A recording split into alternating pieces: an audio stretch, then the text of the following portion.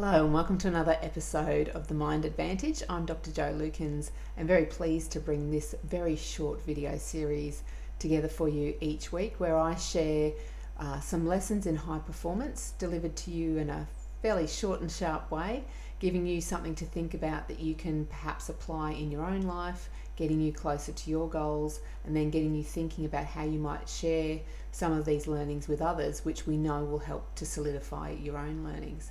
So for this week, I wanted to share with you a graphic by a visual storyteller that I follow on social media. His name is Wan Han Chin, and he promotes himself as a visual storyteller. And I really love his images because he takes what can sometimes be quite complex constructs and really distills them down into really simple images that are really appealing to look at, but pack a good punch in terms of the information that they give. So I'll share the image with you now. This is what he had up on his socials, and I'll give you a moment just to have a look at it. But this appealed to me for a number of reasons. First of all, when I look at the top two lines about what I expect of myself, and that expectation of, I'm assuming those are the 7 days of the week, and it's expecting 100% of myself. So the 100% is an interesting one. I don't know if you've noticed it, but I notice it when I talk, particularly with athletes and often with coaches, is the amount of times that the word 100% gets thrown around. So often it's used by people if they're agreeing with you. You know, you might tell them something and they go, oh yeah, 100%, which is, I guess, just another way of saying I completely agree with you. And I think the interesting thing with it is that when we continue to use our expectations of performance in terms of those percentages, I wonder what 100% really looks like. And I also wonder, actually, to be honest, whether it's something that's even ever attainable. And what would that look like even if we did? So there's these expectations, and you might find that you might walk into your day, you might walk into your week, you might walk into your year with expectations about what it's going to look like. And I'm a big fan of setting goals that are out of reach, but not out of sight. But I think sometimes this language around 100% can actually set us up for disappointment because, you know, to me, 100% sounds a lot like perfection, which is, for those who've read any of my books will know I'm not a big fan of perfection. I'm a big fan of excellence. So I really like that first line because it shows how often people set themselves up in some ways for disappointment because I expect to be at 100% every single day for the next week, say, if we look at this graphic. And then the reason why I'm upset with myself or I'm disappointed with myself is because this is my evaluation of what the performance actually looked like, ranging in this case anything from 98% to 23%.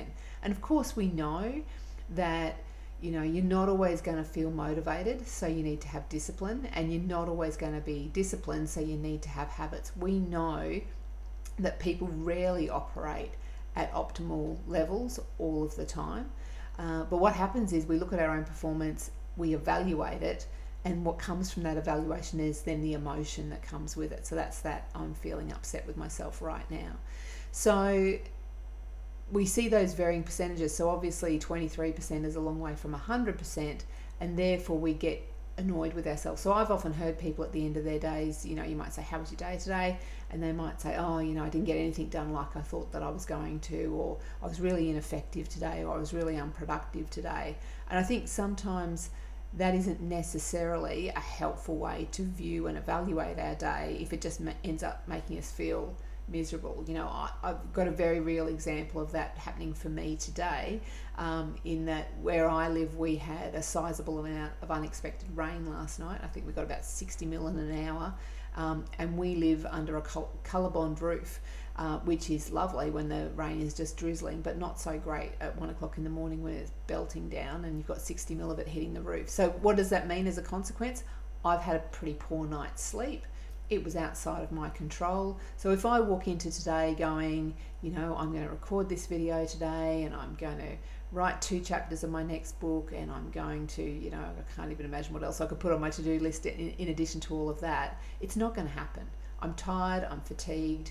But what I'm going to do is look after myself and give myself the best possible day that I can with what I did. So that's where I think that line down the bottom is really useful with the ticks of, and that's the message I've often used for myself and used with others, is that I've done the best that I can with what I have. And I think that's a really important thing for us to think about, is we can only do what we can do. But when we put that level of judgment on ourselves, when we get upset with ourselves, it's generally not particularly helpful for us. Interestingly, I am going to pull up this graphic on one little point, which is the text on that third line that says how I should see it. Those who are familiar with my work will know that I'm not actually a big fan of the word should. I always often say to people not to should on themselves, because what tends to happen is when we say, I should get 2 chapters written, I should record 6 videos, I should ring these 5 people today, and then we don't, there's usually that consequential feeling of guilt, and guilt typically doesn't get us too far. So what I always say to people is, find a way that's helpful to think about it for you. You might work well off a should. I know that I don't, so that's why I tend to steer away from it. Now, if you've watched my first video talking about the best ways to comprehend learning and to take more from this particular graphic and the messages that I've added to it, if you want to get more from this than just simply the 5 minutes you spent with me looking at the video, then what I'd recommend to you is to go away and teach this concept to somebody else. So what you might do is, you might have a conversation with someone about, I was watching this video and they were, Dr. Joe was exploring the idea of the difference between what I expect of myself, what's realistic for me, and what's a more helpful way for me to look at it. That we remind ourselves that we're doing the best we can with what we have. And if you go away and teach that message to someone else, it will really help you moving forward in terms of your own learning. So you might want to now, before the video ends, think about, is there someone that you're going to cross paths with in the next day or two that you could talk to about this concept?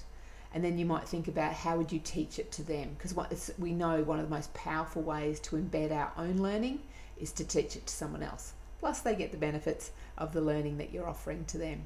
So if you'd like to stay in contact with me for more videos, if you enjoyed this video, and I hope that you have, you'll see that it's there in my YouTube channel. All you need to do is hit on subscribe. That's really helpful for you because you'll get more videos in your feed. It's really helpful for me because it really helps with the algorithm, so it means more people can see it, and that means hopefully I can help some more people as they get closer to their goals. So I look forward to seeing you next week in next week's learning, and hope you have a great week.